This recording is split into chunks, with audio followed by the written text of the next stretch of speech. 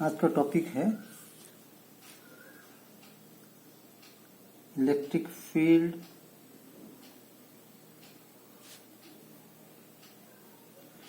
Intensity due to an electric dipole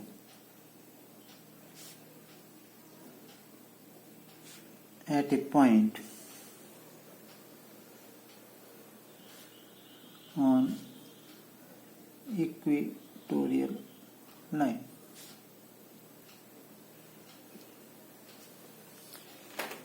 जैसे मैंने आपको इससे पहले बताया है कि आप एक इलेक्ट्रिक डाइपोल लेते हैं, इसको आप ये एक चार्ज यहाँ है, एक चार्ज यहाँ है। आपकी चॉइस है कि आप यहाँ नेगेटिव लें, आप पॉजिटिव लें। जैसे मैंने पिछली बार यहाँ पॉजिटिव लिया था, यहाँ नेगेटिव लिया था। आज मैं बदल देता हूँ, यहाँ मैं -q चार्ज ले लेता हूँ, यहाँ मैं +q चार्ज ले लेता हूँ। इन दोनों चार्जेस के बीच का जो डिस्टेंस है वो मैंने आपको बताया था कि वो 2a के बराबर है, और ये जो है वो इसका सेंटर है O। मैं इस पॉइंट को A कह रहा हूँ, इस पॉइंट को B कह रहा हूँ। इक्वेटोरियल लाइन जो है वो लाइन होती है जो इस एक्सियल लाइन के परपेंडिकुलर हो और इस पॉइंट O से पास करती हो। This line, this is called equatorial line. इसको हम इक्वेटोरियल लाइन कहते हैं। कोई पॉइंट मान लीजिए ये पॉइंट है P। आपने इस पॉइंट P के ऊपर इलेक्ट्रिक फील्ड निकालनी है। इस पॉइंट का जो डिस्टेंस है यहाँ सेंटर से वो R मान लेते हैं हम। यहाँ से यहाँ के बीच का जो डिस्टेंस है वो R मान लेते हैं।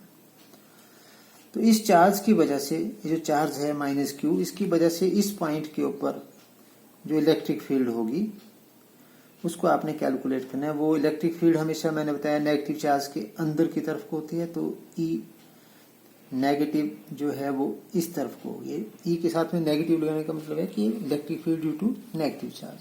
तो वैसे ही हम लिखते हैं यहाँ पे कि जैसे हमने पिछली बार भी लिखा था कि suppose an electric dipole having charge -q and +q separated by distance 2a and P is the point on equatorial line at a distance r from the center of this electric dipole. Therefore, electric field due to -q charge at point P is, electric field के साथ हम word लगाएंगे minus = 1/4πε0 magnitude of the charge. हम यहाँ negative positive लेते हैं, magnitude लिखते हैं q अपॉन डिस्टेंस का स्क्वायर। ये जो डिस्टेंस है इसका स्क्वायर AP का स्क्वायर, और साथ में क्योंकि ये वेक्टर है किस तरफ को है, डायरेक्शन किस तरफ को है इसकी, अलोंग P से A की तरफ को, अलोंग P A। अब इस AP को भी कैलकुलेट कर सकते हैं। यहां से यहां तक का डिस्टेंस कितना है, क्योंकि ये डिस्टेंस 2a के बराबर है, तो ये डिस्टेंस कितना होगा, ये a के बराबर होगा। और ये डिस्टेंस कितना है, ये r के बराबर है, तो ये डिस्टेंस कितना होगा, पाइथागोरस थ्योरम लगाएंगे आप। ये कर्ण का वर्ग बराबर है आधार का वर्ग जमा लंब का वर्ग, तो ये डिस्टेंस जो है this is equal to 1/4πε0 q upon AP का स्क्वायर होगा, ये बन जाएगा r² plus a square, r² plus a square along PA. This is equation number 1, E negative. Similarly,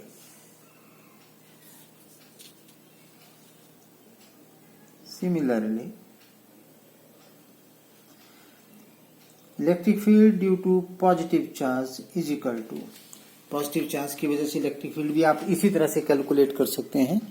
electric field due to positive charge भी 1/4 4 pi epsilon naught q upon magnitude charge का, q है positive हो चाहे negative हो Q. इस distance को भी आप कैलकुलेट कर सकते हैं यहां से। मैं इसको थोड़ा सा ऐसे घुमा लेता हूं कि मुझे आसानी हो।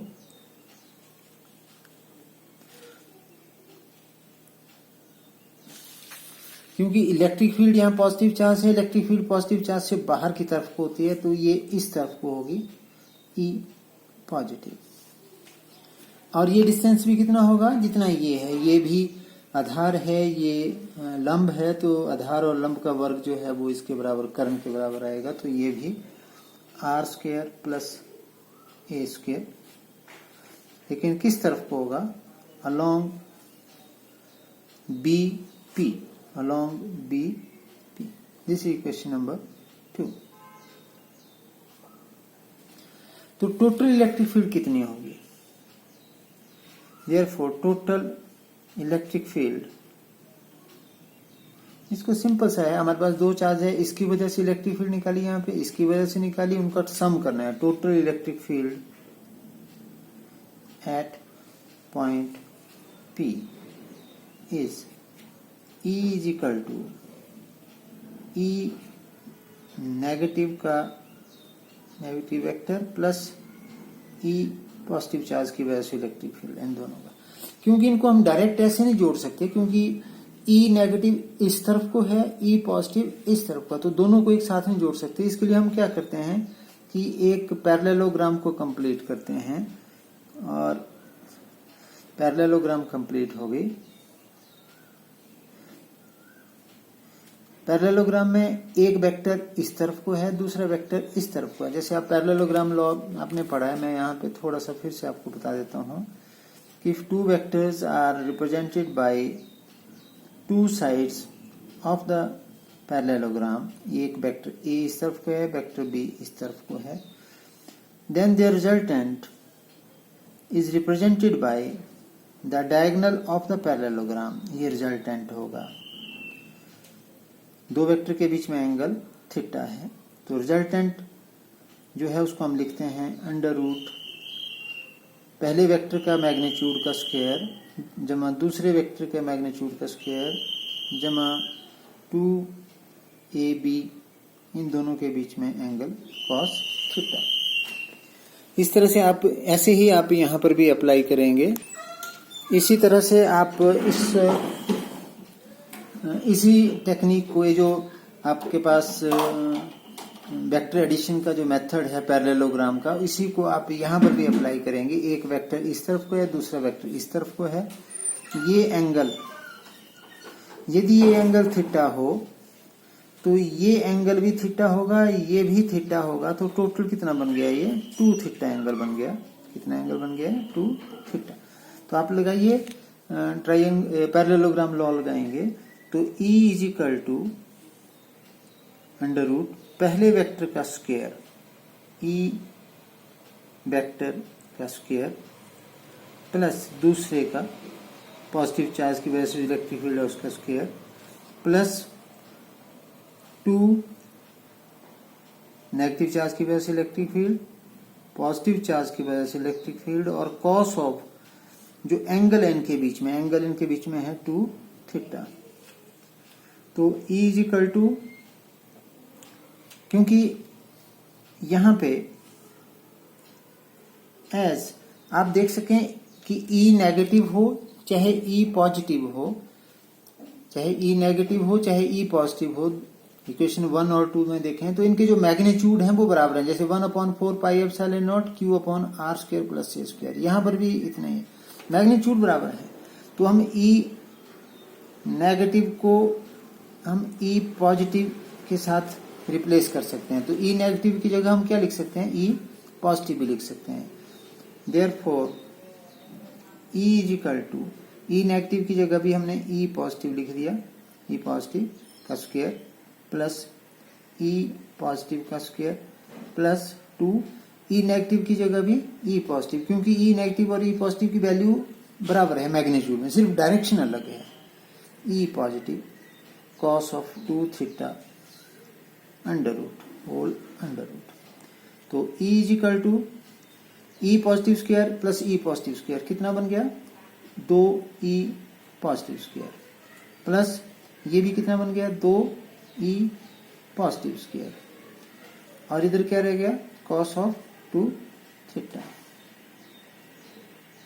अंडर रूट और E इज इक्वल टू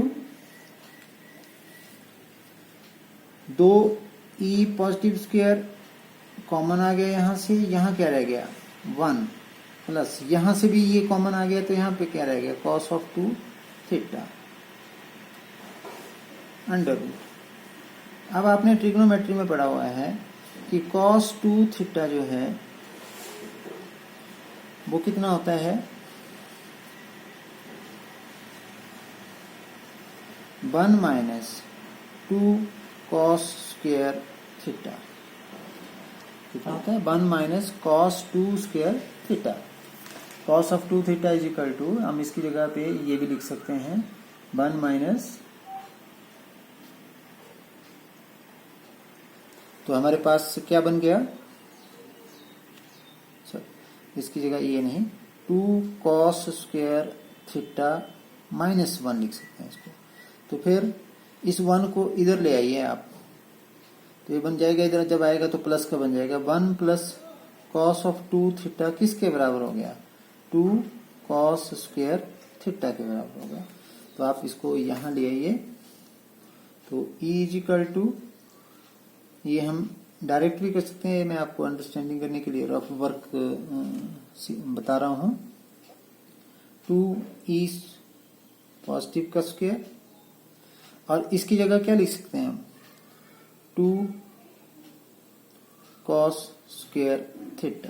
तो ये क्या बन गया 2 और 2 कितना बन गया 4E पॉजिटिव का स्क्वायर cos स्क्वायर थीटा इसका अंडर रूट। अब ये 4 का अंडर रूट कितना होता है 2 होता है, 4 का अंडर रूट क्या होता है 2 आता है हमारे पास 2 और E पॉजिटिव का स्क्वायर का E positive cos square theta का cos थीटा। तो हमारे पास नेट इलेक्ट्रिक फील्ड आ गई, therefore E is equal to 2E plus cos theta. अब E की वैल्यू लिख लीजिए 2E प्लस की वैल्यू लिख लीजिए, सिर्फ मैग्नीट्यूड लिख रहे हैं हम 1/4 pi epsilon not Q upon R square plus A square. cos theta की वैल्यू भी देख लीजिए, इस ट्राइंगल से देख लीजिए, आपके पास ये ट्राइंगल बन गई APO, इस ट्राइंगल से राइट एंगल ट्राइंगल है, ये बेस है, ये परपेंडिकुलर है और ये हाइपोटेन्यूज है। तो cos थीटा होता है base upon hypotenuse.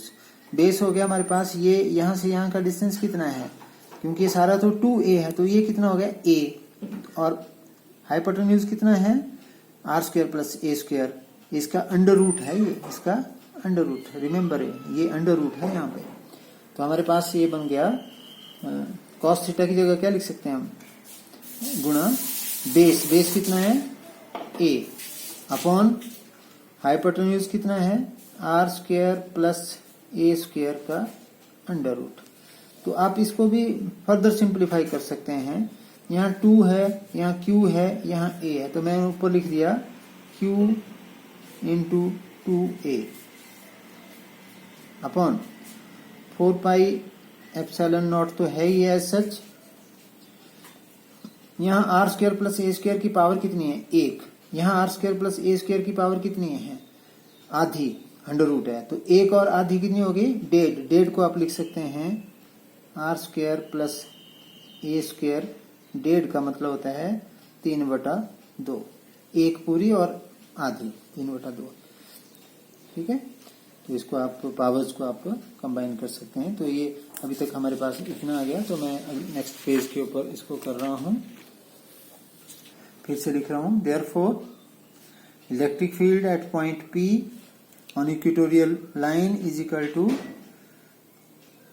1/4 pi epsilon naught और ऊपर कितना आ गया है Q इंटू 2A आया है हमारे पास अपॉन नीचे क्या आ गया है r square plus A square की पावर 3/2। अब ये q इंटू 2a क्या होता है, इसको हम p कहते हैं, ये p है। तो 1/4 pi epsilon naught, p small p लिखते हैं हम, upon r square plus a square की होल रेज्ड पावर 3/2।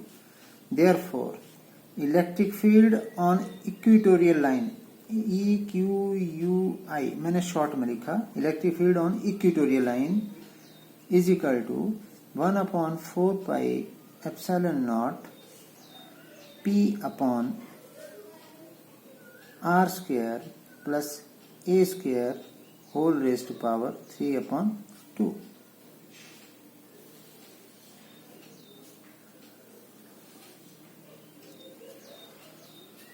अब इसको हम फर्दर सिंप्लीफाई कर सकते हैं। हम ये कहें कि if R is very very large as compare to A, then R square plus A square को हम क्या लिख सकते हैं, R स्क्वायर ही लिख सकते हैं, A स्क्वायर को इग्नोर कर सकते हैं, क्योंकि ये R इतना बड़ा है कि A का स्क्वायर को इग्नोर किया जा सकता है। देयरफॉर अब ये जो ऊपर वाली इक्वेशन है ये क्या बन गई हमारे पास, या हम इसको इक्वेशन नंबर 3 कह रहे हैं। Equation 3 becomes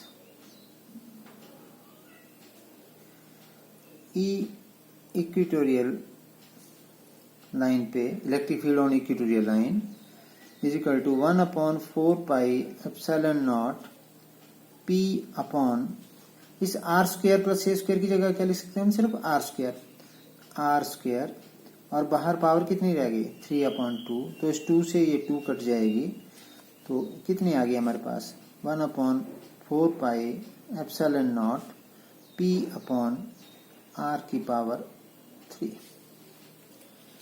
therefore electric field on equatorial line due to electric dipole is equal to 1/4 pi epsilon naught P upon R की पावर 3। यहां से भी पता चल रहा है आपको कि इलेक्ट्रिक डाइपोल की वजह से जो इलेक्ट्रिक फील्ड है इक्वेटोरियल लाइन के ऊपर वो किसके इनवर्सली प्रोपोर्शनल है, R स्क्वायर के इनवर्सली प्रोपोर्शनल है। ऐसी ही आपने इससे पहले भी आपने ऐसी ही स्टडी किया है। यदि आप इलेक्ट्रिक फील्ड निकालें एक्सियल लाइन के, वो भी inversely proportional to R cube है। इनके बीच में आप कंपैरिजन भी देख सकते हैं। आपने electric field due to electric dipole at axial line, यदि आपको याद होगा तो आपने निकाली थी वो 1/4 पाई एप्सिलॉन नॉट, इसको मैं देख भी सकता हूं, 2P अपॉन R क्यूब, और यहां पे here electric field due to electric dipole at a point P at equal distance, यहां पर भी R डिस्टेंस पे, यहां पर भी R ही डिस्टेंस पे, कितनी आ रही है 1/4 pi epsilon naught P upon R cube. Therefore electric field due to electric dipole on axial line is equal to 2 गुणा, इस 2 को मैं बाहर ले आता हूं, 4 pi epsilon naught P upon R cube. ये क्या चीज है, ये इसको आप देखें तो ये क्या हो गया, electric field due to electric dipole on axial line is equal to 2 गुणा electric field due to electric dipole on equatorial line. तो यदि आपसे पूछा जाए कि इलेक्ट्रिक डाइपोल की जो इलेक्ट्रिक फील्ड है वो एक्सियल लाइन पे कितनी होगी इक्वेटोरियल लाइन के मुकाबले में, तो आपको पता लग सकता है कि वो एक्सियल लाइन के ऊपर 2 गुना होती है in comparison to the equatorial line. तो इसको, इस आर्टिकल को आपने प्रैक्टिस करनी है, इस वीडियो को देखना है साथ में, और जैसे जैसे आप इस मैथमेटिक्स को बार बार प्रैक्टिस करेंगे तो आपको ये अच्छी तरह से समझ में आ सकती है। तो इस तरह से आप इस चीज को करने